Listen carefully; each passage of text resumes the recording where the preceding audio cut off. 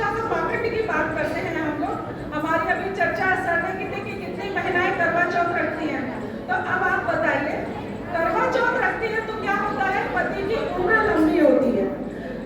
संतान सप्तमी का व्रत रखते हैं तो संतान की उम्र लंबी होती है।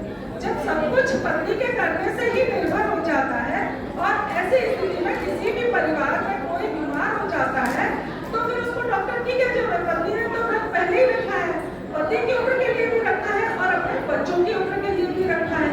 तो इसमें आप अपने आप से एक प्रश्न कीजिए ना। आप सभी यहाँ बोलते हैं हम लोग बुद्धिस्ट हैं, बुद्धिस्ट हैं तो प्रश्न और तर्क करना तो बहुत जरूरी है। एक बार सोचिए, आपका तो सरनेम तक छूट जाता है, आपके पति का जो सरनेम होता है वो लग जाता है। मेरे ख्याल से जब वंश आपके व्रत रखने से आपके बच्चे और पति की उम्र लंबी होती है तो फिर वंश भी आप महिलाओं के नाम से चलना चाहिए। एक और बात मैं कहना चाहती हूँ कि पाखंड की बात करते हैं। अभी हाल ही में करवा चौथ की गणेश चतुर्थी निकला, तो गणेश चतुर्थी में भी लोगों ने, हमारे समाज के लोग भी उसमें काफी थे और उन्होंने गणेश चतुर्थी बहुत धूमधाम से मनाई। तो कभी हमने ये सोचा है कि किसी भी महिला के क्या इतना मैल निकलता है कि वो बच्चा बन जाए उससे, और बच्चा बनने के बाद वो बच्चा बनने और पिता को पता ही नहीं ये मेरा बेटा है और गर्दन काट दी, चलो ये भी थी। अब आगे आपने अपने बच्चे की जान बचाने के लिए दूसरे का बच्चा लेकर आए हैं, मतलब एक जानवर का बच्चा, हाथी का बच्चा लेकर आए और अपने बच्चे के गर्दन में सेट कर दी। जब आपने बच्चे के गर्दन में सेट कर दी तो आप और हम जानते हैं कि जब हम लोगों को ब्लड की, खून की जरूरत पड़ती है हॉस्पिटल में किसी बुरी स्थिति में, तब हम इंसान का ब्लड की मैच करते हैं कि ये मिल रहा है कि नहीं मिल रहा है, इसकी कौन कौन से कंटेंट्स मिल रहे हैं या नहीं मिल रहे। या तो जानवर के ही गर्दन इंसान के सिर पर लगा दी और फिर जानवर बच्चे की इतनी सी गर्दन और हाथी का इतना बड़ा सर, एक कॉमन सेंस की बात है। और चलो ये भी ठीक है, और उसके बाद उसको सवारी दे दी चूहे की, तो वो चूहा कैसे? तो ये दर्द तो कीजिए, ये दर्द तो आपको और हमको करना पड़ेगा ना। आप मुंह बन के बैठे रहने दें भगवान है, तो ये हम सबकी मूर्खता है जो प्रश्न नहीं करते हैं। तो थोड़ा सा करना पड़ेगा यदि आप बुद्धिस्ट हैं, बाबा साहब की बात मानते हैं। अब एक और पाखंड की बात करते हैं हम। हिंदू धर्म के ऊपर मैं घंटों पर बोलती रहूंगी, आप भी घंटों बोलते रहेंगे और सब तालियां भी बजाते रहेंगे, लेकिन हमें अपने गिलेबान में भी झांक कर देखना चाहिए। हमारे बहुत सारे बुद्धिस्ट लोग हैं जो घर के बाहर निकलकर बुद्धम चरण गच्छामि करते हैं और घर के अंदर ओम नमः भूर्भुवः स्वाहा पता नहीं कौन कौन सी कथाएं करते रहते हैं। तो हमें अपने अंदर भी झांकने की जरूरत है। और अब हम बौद्धिस्टों की बात करते हैं, तो बुद्ध की बात मानते हो तो बुद्ध की एक, हम लोग बुद्ध की बात नहीं मानते हैं, हम लड़ते हैं खाने के पीछे, कपड़ों के पीछे। आपने नॉनवेज खा लिया, आप बुद्धिस्ट नहीं है। आपने सफेद कपड़े नहीं पहने, आप बुद्धिस्ट नहीं। अरे भाई ये कौन सा तरीका है? और आपस में इस खाने और कपड़े के पीछे इतनी बुरी तरह से लड़ जाते हैं कि आपस में बात करना तक बंद कर देते हैं। तो फिर ये बुद्धिस्टों का पाखंड है। बुद्ध तो समाज कल्याण की बात करते थे, आप समाज कल्याण के ऊपर बात करें ना। हम खाने और कपड़े की बात क्यों करते हैं और क्यों हम इन पाखंडों में पड़ते हैं? तो ये सारी चीजें हमको सोचनी पड़ेगी। क्यों बुद्ध तो हमेशा परिवर्तनशीलता की बात करते थे कि हर चीज, जैसे बचपन में बच्चा माँ बाप के ऊपर निर्भर रहता है, लेकिन समय बदलता है तो माँ बाप भी बच्चे के ऊपर निर्भर हो जाते हैं। तो हमेशा गतिशीलता रहती है। तो ये हमें अपने विचारों में गतिशीलता रखनी चाहिए। शायद भगवान बुद्ध होते हैं या तथागत बुद्ध की बात करते हैं तो वो आज के जमाने में चीवड़ तो नहीं पहन रहे होते, इतना तो परफेक्ट है, मतलब मैं गारंटी से कह सकती हूँ, क्योंकि वो बदलाव की बात है और हमें अपने समाज के लिए बदलाव की बात करनी पड़ेगी। हमको अपने समाज में बदलाव लाना पड़ेगा। ये अंधविश्वास और पाखंड दोनों चीज की, क्योंकि पाखंड को समझना भी बड़ी बात है कि पाखंड है क्या। पाखंड है दोगलापन। आप बाहर जाके समाज में जाति के नाम पर लड़ते हैं और घर के अंदर पुरुषों का वही मनोभाव जो है महिलाओं के साथ चलता है। इससे क्या होता है, हमारे बहुजन समाज की जो महिलाएं होती हैं उनका संघर्ष बड़ा हो जाता है। समाज में जाति के खिलाफ संघर्ष होता है और घर में पति के मनोभाव के खिलाफ। तो हम महिलाओं की लड़ाई जो होती है बहुत ज्यादा हो जाती है बहुजन समाज की महिलाओं की। तो एक ये सोच भी हमको अपने अंदर से निकालनी होगी। और एक और बात है, बुद्ध की बात करते हो तो बुद्ध ने क्या कहा इस पर बात करो। बुद्ध के बारे में क्या कहा है उस पर नहीं करनी है हमको बात। बुद्ध के बारे में तो कई लोगों ने कहा, लेकिन हम लोग लड़ते किस पर है? हमारा अंधविश्वास तो पाखंड किस कारण पैदा होता है बुद्धिज्म में कि हम बुद्ध की बात को नहीं मानते। हम बुद्ध के बारे में लोगों ने क्या कहा है उस पर चर्चाएं करते हैं। हमको एक्चुअल बात करनी चाहिए कि बुद्ध ने क्या कहा। जैसे कि एक उदाहरण से समझ लें कि बाबा साहब हमारे लिए सबसे विश्वसनीय व्यक्ति हैं। यदि हम किसी प्रश्न में उलझ जाते हैं तो बाबा साहब को याद करो।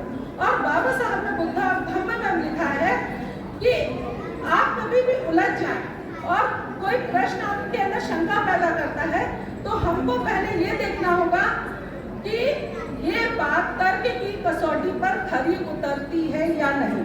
यदि वो बात तर्क की कसौटी पर खरी उतरती है तो वो बात तथागत बुद्ध की ही बात है, अन्यथा वो बात अंधविश्वास है। तो हमें ये चीजें लानी चाहिए, हमको अपने दिमाग में उठाना चाहिए कि आखिर है क्या। तो इसलिए हम बाबा साहब की बातों को ध्यान में रखें और उनकी बातों को मानें और अंधविश्वास से तो हमको दूर रहना ही चाहिए। और सबसे बड़ी चीज है हमारी जो पढ़ी लिखी बहनें हैं उनको ही समाज से बाहर निकलना पड़ेगा। चाहे हमको 10 बहनें ही निकल रही हो तो वो 10 को लाख बनने में कोई देर नहीं लगेगी। जैसे आज वीदर पीपल के मंच पर आज सैकड़ों की संख्या में महिलाएं इकट्ठी हुई हैं, तो वो महिलाएं हैं जो अंधविश्वास और पाखंड से दूर हैं। तो हमेशा ऐसे ही मिलते रहें। और बाबा साहब की एक बात, शिक्षित बनो, संगठित बनो और संघर्ष करो। तो पहला काम शिक्षित बनो, इस पर जरूर काम करें क्योंकि अभी हमारे समाज का 50% बच्चे जो हैं वो शिक्षित नहीं। जब बाबा साहब की पहली ही बात पर हम अमल नहीं कर पा रहे हैं, अपने समाज को शिक्षित नहीं बना पा रहे हैं, तो संघर्ष और संगठन की बात कैसे कर पाएंगे, कैसे हम सफलता पाएंगे। तो पहला कंटेंट है उनका शिक्षा पर, तो शिक्षा की बात कीजिए। और हम महिलाएं बैठी हैं तो महिलाओं को एक बात मैं बता दूं कि आप अपने आप को हमेशा, महिलाओं को घर में नीचे दर्जे पर रखा जाता है, दोयम दर्जे पर रखा जाता है। मैं कई पुरुषों के प्रोग्राम पे जाती हूँ तो वहाँ पे बनाने सिंह श्री श्री श्री और नीचे भावना दोहरे नीचे से उसमें लिख दिया जाता है। तो मैं वो बोलती हूँ कि आपने मुझे फिर दोयम दर्जे पर रख दिया, आपने मुझे फिर मनुवाद, आपका जो मनुवाद है वो दिखा दिया। फिर मैं बोलती हूँ आप मुझे कितना भी नीचा रखिए और घर के पुरुष भी महिलाओं को कितना भी नीचा रखे, लेकिन हमारे समाज की कोई भी महिला अपने आप को निचला नहीं माने, अपने आप को दोयम दर्जे पर नहीं माने। हम महिलाएं जो हैं हम अपने परिवार की नींव है, अपने समाज की नींव है। यदि हम लोग खेल जाएंगे तो आपकी ये जो पूरी पलटी बनी हुई है, शोभा दिखा रहे हैं, वो पूरी भरभरा कर गिर जाएगी। इसलिए अब आप ये बताइए पढ़ी लिखी में मतलब और अनपढ़ में क्या अंतर है? पढ़ी लिखी अंधविश्वास को लेके चलेगी और अनपढ़ अंधविश्वास से हटकर है, वो पढ़ी लिखी है या वो है जो अंधविश्वास को लेके चल रही है। और बहुत सारी अनपढ़ महिलाएं ऐसी हैं जिनमें तर्क करने की शक्ति होती है, वो पढ़ी लिखी होती है ना। तो मैडम का कहना बिल्कुल सही है कि हमारे समाज में आजकल साक्षर महिलाओं की संख्या ज्यादा हो गई है और वो हर त्योहार मनाएंगी जो मनुवादी त्योहार होते हैं और उन्हीं से हमारे समाज को सबसे ज्यादा खतरा है। और उनको ये बात हमको समझानी पड़ेगी कि आज तुम खुश हो लेकिन आगे आने वाली परिस्थिति तुम्हारे लिए भी घातक होगी। और जब तुम्हारे बच्चों को तुम नहीं सिखा पा रही बाबा साहब के बारे में तो तुम्हारे बच्चों के पड़ेगी। तो ये बच्चों को लड़ना सिखाइए। मेरी एक फ्रेंड दिल्ली की है तो उससे एक बार बोला कि वो सूटकेस में से वो ले आया कागज, इनकम सर्टिफिकेट स्कूल में लगना था, डीपीएस स्कूल में था। तो वो बोले कि पापा ने सूटकेस में रख दिया, तुम सूटकेस में से निकाल कर ले आओ। वो निकाल कर जब लाया तो बोलता वो मम्मी पापा चमार है, आपने चमार से शादी की है। बच्चा 10th में था, मतलब उसे कास्ट नहीं पता। अब अचानक बच्चे ने सर्टिफिकेट देख लिया, बोले मम्मी आपने चमार से शादी की है। तो आप सोचिए उस बच्चे को जब पता चला कि हम चमार जाति के तो उसको कितना कष्ट हुआ होगा। क्या आगे वो बच्चा लड़ाई लड़ पाएगा जिसे 16 साल की उम्र में पता चलता है कि वो कौन सी जाति है। तो ये हमारे बच्चों को हमारी जो पढ़ी लिखी साक्षर महिलाएं हैं वो अपने बच्चों को कमजोर कर रही है मानसिक रूप से।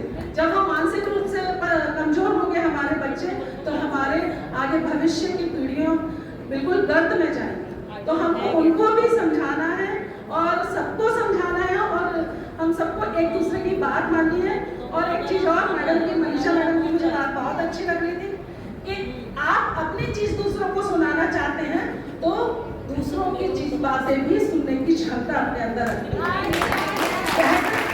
रखनी जाना चाहिए, मुझे बात नहीं मानना चाहिए। एक शराबी पति से ज्यादा खतरनाक एक पाखंडी माँ होती है। बिल्कुल सही। और हम महिलाओं को इसी पाखंड से बचना है, हमें पाखंडी माँ नहीं बननी है, मतलब पाखंडी माँ नहीं बननी है, दोगली माँ भी नहीं बननी है और अंधविश्वासी माँ भी नहीं बननी है। अपने बच्चों को मानसिक रूप से और शारीरिक रूप से मजबूत बनाना है।